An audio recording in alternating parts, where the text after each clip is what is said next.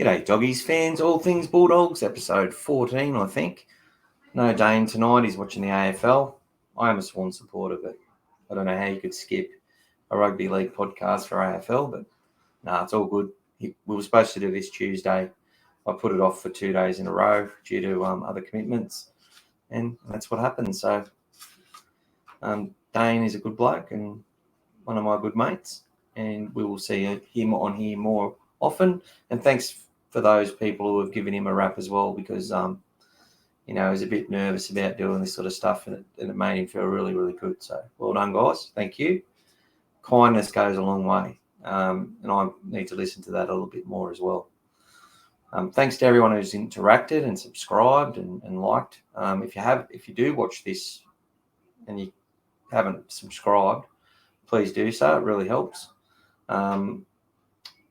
We've gone from nothing to 600 in about 600 subscribers in 14 months. So thank you. And we're looking at getting to 1,000 by the end of next season, which will be really, really good. I just want to say thank you to all the departing players. Kyle Flanagan announced today. Franklin Pele yesterday. Definitely gone. Jake Averillo. I just think what could have been if Kyle Flanagan, Jake Averillo, Matt Burton and Reid Marnie are our spine to start the year after a pre-season, it really would have, I don't know if it would have hit any issues in our club. I think it would have enabled people to demonstrate. I think we just would have been in the grind for a bit longer. I really do. In saying that, Jake Averillo combining on that right edge with Jacob Carraz and Jacob Preston and Flanagan at the start of the season was very important to us. So it's like, well, you take Jake out of there, who goes there? You know what I mean? It's one of those things. It's spilt milk now, but look, I really think that didn't help Kyle Flanagan having a new fullback come in who didn't really combine well. Tried his harder. I know this guy was trying, and he's not the person who just runs flat out at the line. He's a thinker, he's a creator, and he tried his best, and he was leading return meters for the competition for the first half of the season. So he can't be too bad. People say he didn't run with any authority. Well, he still made the meters. Anyway, I don't think he's the answer. I hope he is. I hope if he wears that Bulldogs jersey and gets an opportunity, you see more of what he did in that the end of that game to give the Fox that try, where he just ran back and saw a gap and went for it. It's what we needed to see more of. Players departing. Franklin Pele, I saw he sold his cars a couple of weeks ago. I just think I look back to that Cowboys game and where Frank broke his arm, and you see Burton running over and he's on the sideline. None of this stuff, none of these issues with the team were apparent at all. Like there was just, we were on such a high, so much belief. And then the following week we lost the Fox after 10 minutes. The week after that we lost Carraz after 10 minutes. And we had a 5-day turnaround after that Cowboys game into Souths. So you can't tell me. And no kick out. I think Tavita may have debuted that game. I'm not sure, or maybe the week after. I think round 6 for the Sharks was his first game. Never had Thompson the whole year. These have contributed heavily to us falling off a cliff in the second half of the season. And anyone who says, yeah, everyone had injuries, we did use 36 players. So you can't say they didn't give young players a go. You can't say that. Plenty of players off contract. Lots of people's lives being upended, knowing they're probably not going to get a deal, not hearing anything. They start to talk. It all creates disruption. Families are like, well, our family's going great when we're on 250 grand a year or 300 grand a year. What do we get next year? Do we have to move to England? Lots of stuff. For some people, they're young. That's what they want to do. Big thanks to Franklin Pele as well with all the stuff he did off the field with kids. And I know there's lots of other Bulldogs have done the same thing. So thanks, mate. And thank you to your partner as well. who took a special interest in one of the guys struggling with homelessness and disease off the from our supporter base. So big congratulations to the Fox NRL Entrepreneur of the Year, but also from our recent awards, Jacob Preston, Members Player of the Year, the George Paponis Player of the Year, and the Rookie of the Year. Jacob Carraz, the Coaches Award. We also had Josh Kaladi, the Ron Massey Cup Player of the Year. And I think Lachlan Vale was the Jersey Flegg. I don't know if there's a New South Wales Cup Player of the Year. I don't think I saw that. I have to have a look at that and see if that was an award. We've got the Jersey Flegg team, so congratulations to them. They are through to one win away from the grand final. They win this week, they go straight to it. If they lose, they'll play the winner between the Sharks, who they defeated last week, and the Eels, who knocked out reigning premiers, the Panthers. You can see this team of ours is full of players that played in the New South Wales Cup this year. So from Joash Papali'i, Geordie Mazzoni, I think Gabrielle got to go in 1 or 2 games. Olalo, Olawapu, O'Neill, who has been extended by the club, not top 30. Lipboy Hotboy, Harry Hayes, Luke Smith from the Tigers, the Greater Northern Tigers. Damon Marshall made the New South Wales Cup. We've got Timothy Johansson, who really good up-and-coming prospect, him and his brother. So on those Pathways videos that I no longer do, they were some very high performers. Todd played a fair bit of New South Wales Cup as well. Harry Hayes played New South Wales Cup. Then you got Jonah Glover, Talalo, and Vito. So lots to happen. And Jonathan Sewer played a bit of wing in New South Wales Cup as well. So that team is stacked of talent. And they've been plying their trade across Flegg, across Ron Massey Cup against older players, and doing a fantastic job. And they're a big chance, believe me. And I cannot wait to watch them again on Facebook TV. We'll talk about some of the rumoured players coming to the club. As I said, big thanks to Jake Averillo. As I said, if he was our fullback to start of the year with this pre-season, I think we could have done a lot better. But they said that his communication was an issue. From what I've seen, he communicated on that field more than ever this year. He become a real leader. And we will see that at the Dolphins, I am sure. And I'm just going to show this try, that the first try we got against the Gold Coast, in which the Fox scored. And look who is the instigator of this play. So you'll see Jakey's there. He's waiting for the ball. He's pointing out, this is the play we're running. Gets the ball. Beautiful pass right to Burton, onto the Fox. And they knew exactly what they were doing with this play to get themselves up the field, and the Fox did the rest, overcoming the very slow Aaron Schopp. Just having a crack at him because he left. And we'll see it again. That was the setup play before. Jake saying, out you go. Hayes has got a bit of a shoulder burn there. But yeah, well done, Jake Averillo. That was there's lots of highlights from this year, but it wasn't just about him scoring the tries. There was times where I saw him, like even at centre, telling people where they need to stand. And there was one time he was telling Perham to move over. That was in round 2, actually. And Perham didn't cover the space and didn't get underneath Big Nelson or Sofa Solomona, and we conceded a try. But there was a few other moments as well. So thanks to Jake. Thanks for coming, mate. And, I'll be hoping you get injured every time the Bulldogs play Redcliffe. It's just the way I am. Once you don't have a Dogs jersey on, I quickly forget who you were. There'll always be a soft spot in my heart, but once you're not a Bulldog, you're something else. Does that make me a psycho? I don't know. Maybe. Rumours. So they look, Drew Hutchinson, I think that was announced by Danny Wilder. So I'd say tick that one off. Takiaho, I think, was announced by them as well. I'd say tick that one off. I think those two will definitely arrive at the club. Jake Turpin, Reedy's mail. If it comes out from Channel 9 people, might have some truth to it. Could also be player manager. There might be a bit of negotiation going on at the moment.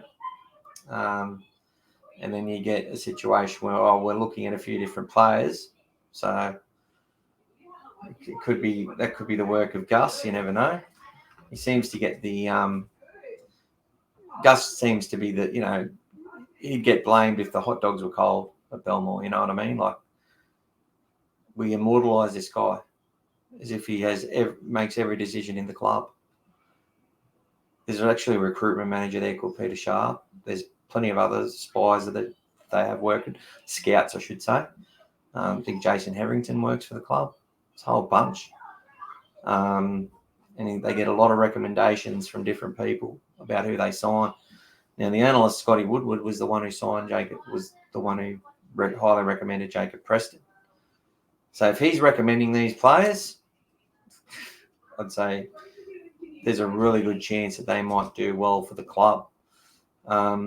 Jake Turpin doesn't excite me. If he wears a Bulldogs jersey, I'll get behind him. I'll find a way. If he wants to rip it and tear for the club, work hard for his mates, do well as a Bulldog. And sometimes it's about finding the club that works, yeah. But on face value, doesn't excite me. Kurt Mann, very good player, has a vast array of skills, so can do a lot. He can kick, he can pass, he can run, he can tackle, and he plays with energy and impact, and he's inspirational, I feel, for Newcastle. And all the games I've watched with him playing, they're a better team. On his own, though, he's not a game changer. Not at all. But he does bring something to any team that he plays with. So that sort of player, I'm happy to have at our club. There's players with much better kicking games, much better passing games, much better running games, and who can tackle better. There are. But he has that whole range of skills, and that skill set can be very, very useful for any club. And he's a man. He's getting older. He's got a lot of experience. We need experience, whether it's in first grade or reserve grade. It's good for the amount of kids that we've got coming through in our ranks. So he's rumoured as well. Takiaho, obviously the rumour there. And the latest one was Fuamasili. Sorry if I spelled it wrong. He's gone up to Redcliffe. But he's looking like coming to the Bulldogs. And I think that was announced by Channel 9 as well. So if that's the case, they seem to get pretty much the accurate news at the end of the day. And put two and two together. Why is that? All right. So we'll be doing a new breed series, which I've talked a little bit about. So we're going to focus on all the players from 2022 and 23 that have come to the club and are still at the club. We'll do, so I'll group all those players together, talk about how they've gone up until now, their highs and their lows, and what I expect from those players in the future, how they'll feature. We'll look at the top 30 as it shapes. Also have a look at some of the future stars and the new players that are coming in. I'll include Sexton and Knight in that bunch as well because they only just joined the club, and I'll include them for with next year's signing. So I'll group all them as well and do my research and explain how I feel that they would be able to contribute to our team. We'll also look at some of the other stars that are on the fringe as well, coming through New South Wales Cup, the likes of Oluwapu, Skelton, Edwards and Moran. Hopefully they're still here and announced in the next couple of weeks. And Blake Wilson and the like. So how those guys are going to feature, and the areas which I think they need to improve in, and where they would likely fit into our top 17 and whereabouts. So that's something I'm looking forward to doing. Plus, we'll have the top 30 review. And yes, we'll look at that as well. I'm going to give you my Cameron Ciraldo scorecard in a moment as well. The things that I liked and what I didn't like. And we'll see how that pans out.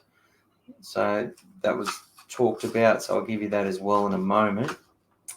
But before we do that, I want to show you a little video. It was a try we scored with the Fox in the second half. All too easy.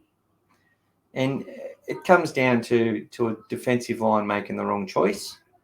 But at the same time, this is the type of stuff we've lacked we just haven't seen in our team enough. So I'll play it now.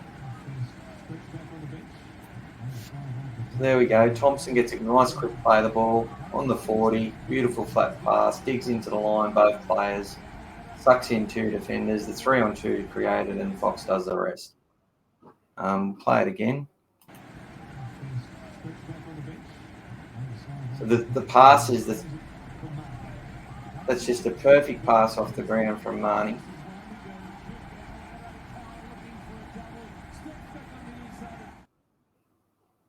Sexton digging into that line. We'll look at it again. Wasn't totally off the ground. But yeah, just perfectly worked. Sexton dug in more than our previous halves have ever been digging in. Having our 7 and 6 combined on the one side of the field was fantastic. 3-on-2 created, and we have Burton running direct, holding that ball up, which was perfect timing. Alamotti running a good line, Kikau running his line, and just perfectly. Defence wasn't the best here. They tried this play again not long after, and the halfback rushed up. But yeah. Seeing the line engagement is what you got to do in the NRL. Didn't see it enough from Kyle, unfortunately, in his period. It helps when I thought having Marnie there to do that would have been a lot better for us. But Sexton does ask more questions as a runner. He's made a couple of little half breaks, and that try that we got from the Broncos, where he's backing up Tavita, he can run. Toby, he's worked on his running game at the Gold Coast this year, and he worked on his line engagements, and you could see that in that play there. Burton did a very good job there in that play, and Kikau and the Fox did the rest. But we just don't see enough of that sort of stuff from the Canterbury Bankstown Bulldogs. And as I said, that defensive line wasn't at its best. The Penrith boys, one of them comes in to shut down that play straight up, and then they follow in turn. And you basically got to, have someone who can sort of bust and offload or do something miraculous. But there's plenty of teams at different parts of the game where they're going to rest on their heels. If we get that quick play of the ball, we've got the guns, we've got the actual talent to exploit it. And that's what I want to see more of. So, Cameron Ciraldo's scorecard. Look, let's talk about what he did well in, eh? So what were the positives of Cameron Ciraldo? I believe he is a man manager. From everything I've heard, from all the reports of players, all the things that players have said about Cameron Ciraldo, they're not lying. From Jake Averillo to Dylan Edwards to Nathan Cleary to Jerome Luai to Brian To'o to Isaiah to James Fisher-Harris, there's been commentary about Cameron Ciraldo going back for a long time. He knows how to develop people, and he backs himself in his convictions. He made some decisions that will actually end up, I believe, as part of his constructive feedback that I'm going to give. I felt they were the wrong decisions, some of them. But he backed himself, and he did make some changes. Now, he got criticism for not making changes or threatening them and they're not doing them. All I can say is that when you've got already missing $3 million of salary cap from your forward pack, the last thing you want to do is change your whole back line, because you then got to wait for it to become a cohesive unit again. He made a few changes here and there. He brought in Wilson. Gerald Skelton had he made the move of Averillo to fullback a lot earlier and brought in Gerald Skelton earlier into the piece, I think a lot of fans would have had a much different impression. And putting Hayes Perrin to fullback at the start of the season, look, he made that call and he stuck by it and he gave it every chance. And that's what you got to do. You got to hold your nerve and give it every chance. You got to work with this team. You know, if you put someone into that spine position, they're a playmaker. Now, you've got to have everyone on board with your playmakers. And if they don't believe in the playmakers, if they lose confidence in the playmakers, it doesn't matter what the fans say, but if the team lose confidence in them, well, that's when they lose confidence in the coach.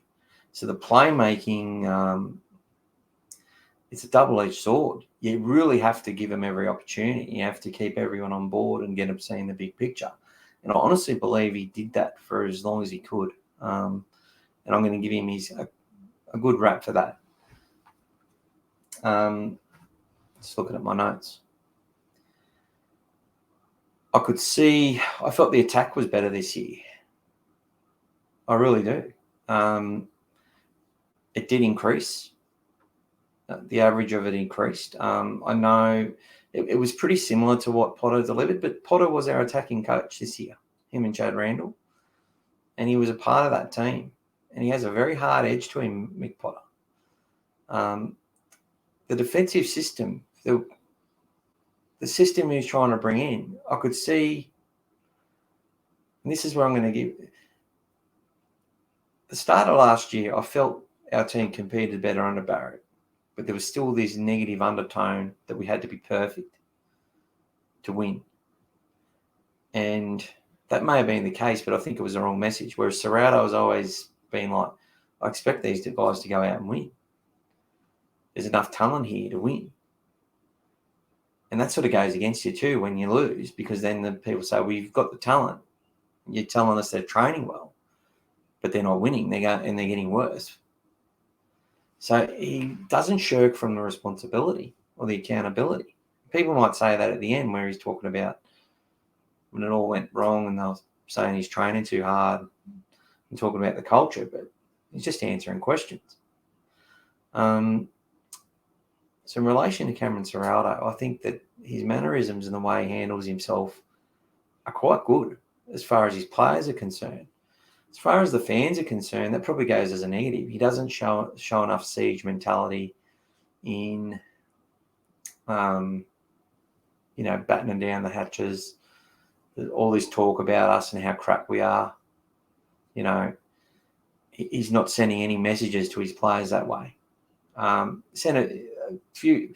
There's probably only 3 times out of those 17 losses where he's like, if the people here aren't going to do the job, I'm going to have to find some who can. And that didn't necessarily mean changes next week. That probably meant you need to go find another club, mate. But look, a player like Jake Averillo has progressed under the tutelage of Cameron Ciraldo. And Jake will tell you that. Jacob Preston went great guns this year. Now, I watched his games for the Bears and his highlights, and he was nowhere near that. Nowhere near that. in the space of one off season with Cameron Ciraldo. Did we just say that's all Jacob Preston? Like, why is it that we can only give the negative? You know, Raymond Fatala Mariner, one would say, has regressed. But really, has he been right since he come back from injury? Don't know. Don't think so. Tavita showed in patches in his games better form than he showed in years. The game before he announced his retirement, that second game versus the Knights, the first 3 or 4 runs, he made close to 80 metres or something, 60 or 70 metres or something before he did that offload. Now, that was the Tavita Pangai. That's what the coaches asked for, and that's what he delivered. And then the pass, and then it fell apart again. But is that a coaching problem? I don't think so. I felt that the coach is very good at backing his players and showing faith in his players, and he's picked a lot of young players to lead the team. Losing Josh Jackson would have been difficult. So look, I think there's definitely elements in the game there, and the other point I'll make is that the defence, there's periods of time in those games where we defended better than we've defended for a long time. I felt we defended well against the Cowboys for the majority of that match. I felt even the first game against Manly, the edges held up. They got points through us defeating ourselves and dropping the ball and intercepts and people getting sin binned and stuff. They weren't really just running through us. So there was. I think that we went up a few levels in the way we should play or can play. So what I mean is that we had some performances, or there was things we're doing in games which are at a higher level than we've done for a very long time. But at the same time, it's like when we're good, we're very good, but when we're bad, we're horrid.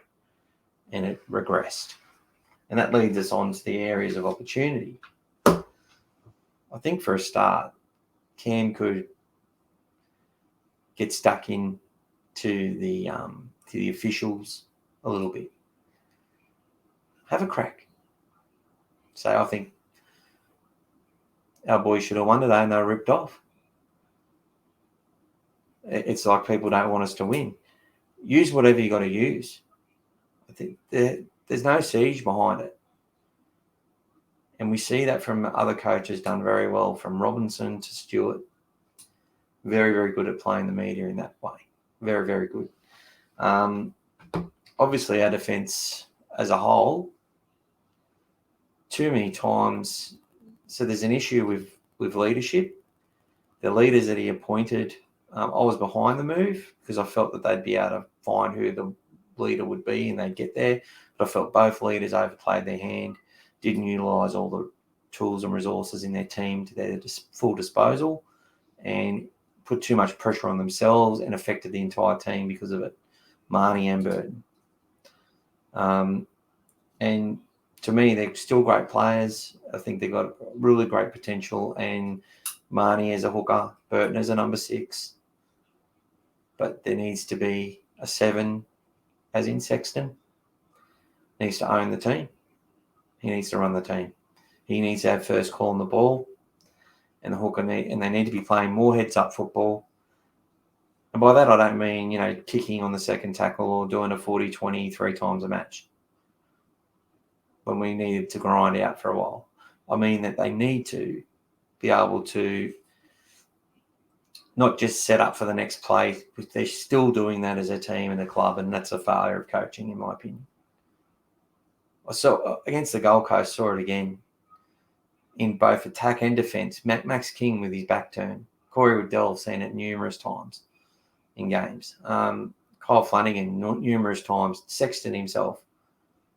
Running with his back turn when someone's trying to offload the ball. Because when he's in the game and in the moment and in every moment, and when the fullback's there, that's another thing. Fullback's not there enough. Jake Averillo, very good at that. Kyle Flanagan, very good at backing up. Sexton's very good at it as well. They're in the game, but they need to be in the game for 80 minutes is what I'm saying. There's too many times where they're just running this forward into the line and it's just been a set-up play. And it's too often. There's too many of them. The great team to throwing punches at you 3 times a set. They're literally looking to score 3 times a set. Once they've got that level of fatigue up in the game and they know where they've got you on the back foot and where your players are on the field and their playmakers go, okay, we're going to do this. And they go bang, bang, bang. Ours just don't do it enough, unfortunately. Defence. Looking at the defensive structures across the games, I watched it through the juniors the whole year. We're playing the same. It's this mixture of, slide and up and in, which up and in's a Bulldogs trait that's been there for a very, very long time. And it always comes with an element of risk and requires a lot of timing. And if we don't have the players to nail people in defence, especially in those centres, it just doesn't work. Kickout brings a lot to our edge defence because he cramps up those edges. What we need is the other players that we bring into the team need to replicate what he does, and that's an issue which I saw. But from overall, I could see that across the different grades, they were trying to play the same style of football. I call the 1%ers and 1%ers, but the actual structure and the way they go about their attack with their block plays and their shapes and that sort of thing.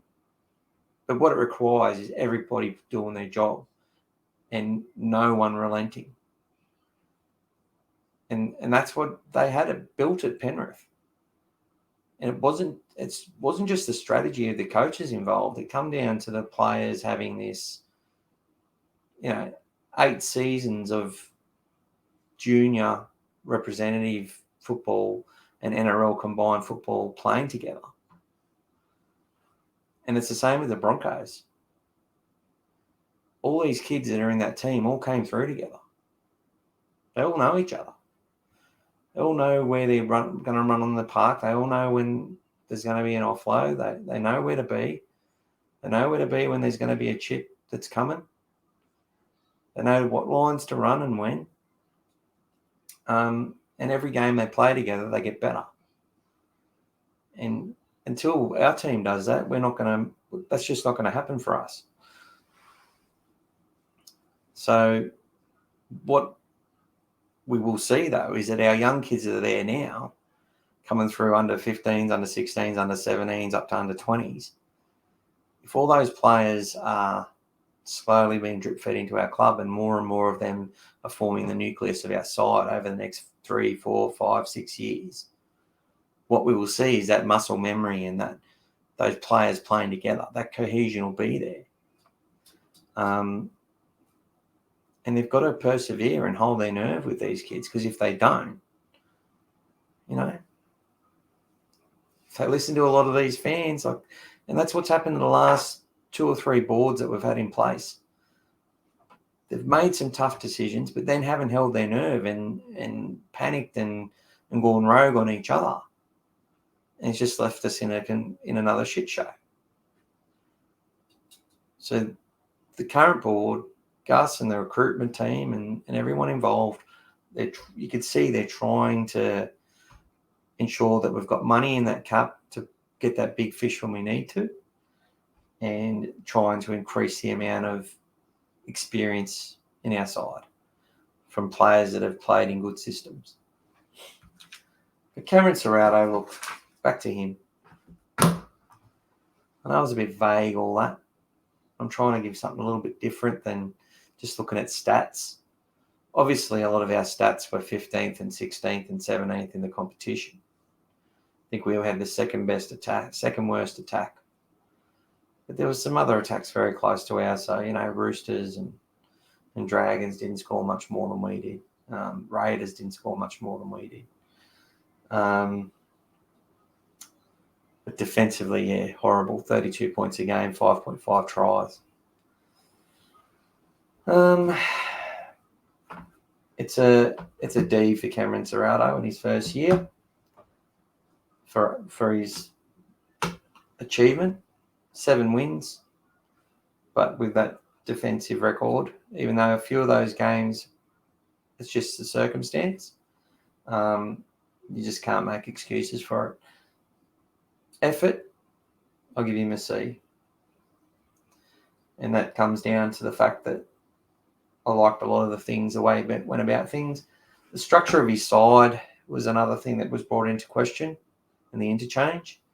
So the fact that there was sort of a utility, this hybrid sort of back rower that also played in the middle as well, and then not enough big forwards. Look, there were so many injuries, way too many. And look, we can flip these seasons on their head. 2022, we had 2 wins from the first 10. What did we end up? Didn't win another game until round 14 or 15. Won 5 of the last 14 or something. So this season we won 5 of the first, 15. And 2 of the last 10 or 9. So there you go. So overall, I'm giving Cam a C- as far as his effort and results, which isn't too bad considering where we landed. What do I hope to see from Cam next year is a bit more, show that toughness, show that expectation, be a bit more cutthroat. For me, there's still going to be a fair bit of trial and tribulation happening next year, unfortunately, as well. It's just with the players they're recruiting and who they're able to recruit. And I think they will start with Crichton at fullback. But I think Blake Taaffe is the future. And I think that'll be proven. And I'm sure for the balance, to me, it's about the balance of the side. You want Taaffe and Crichton in your team. And I'd rather have Sexton in there as well. I'd rather have and Burton and the Fox and Carraz. I'd rather have all those people in our back line. But Taaffe, I don't want him on the wing, and I don't want him playing off the bench. I want him at fullback, and I don't really want him in the halves, although he's quite a good half. I think Sexton will develop, but they've got to let him develop. And over the next few years, it will improve. I'm sure of it. Burton's going to be a better player once he gets that pre-season. Burton, Fox, and Kikau running on that left edge, round 1 next year, I guarantee you will be, as long as there's no injuries in the pre-season, right? I guarantee you those 3 players will have a much bigger effect on things next year. With no World Cup hangover, with no injuries, I think they'll do very, very well. I really hope Blake Taaffe gets the first crack at fullback. I really do. Because just the speed he'll run at those edges, all he has to do then is react to the defence and get those balls out to the Fox and to Viliami and the like. So still got to see who our centres will be. So I'll update those in the future. But obviously Bronson Cherry's coming. Don't think he'll just walk into the side.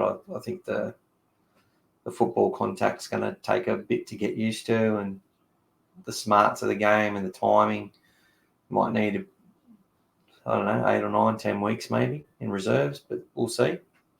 If he's ready, he's ready. Put him in. And Carraz will be there. Carraz will be in the side as well. So anyway, guys, that's my thoughts. Cameron Ciraldo's got a C- for a combination of effort and application. And good luck to our Jersey Flegg side this week. As I said, they'll be playing. I haven't got the time and date, but you can find that on all the Facebook pages. And good luck to them. And thank you, everyone, for listening in to me without Dane this week. I've been doing me little my Bulldogs little studio up a bit more. I've got a heap of stuff. It's just about fitting it in here. So I got myself a little bunch of drawers. There's my Josh Reynolds daughter's picture. A couple of footies. And those drawers have got all my jerseys and stuff in there. Might end up doing a giveaway soon too. A couple of things I could give away. But I sort of think about it and go to do it, and then I'm like, do I really want to give away my Bulldog stuff? But there you go. Thanks, everyone. Hope you enjoyed my little discussion about the Bulldogs, and hopefully we see some good news, and I'll have more to talk about in regards to the new signings, and look out for the videos coming up about all our new signings and how it's going to work over the next couple of years. Take care, guys, and thank you very much.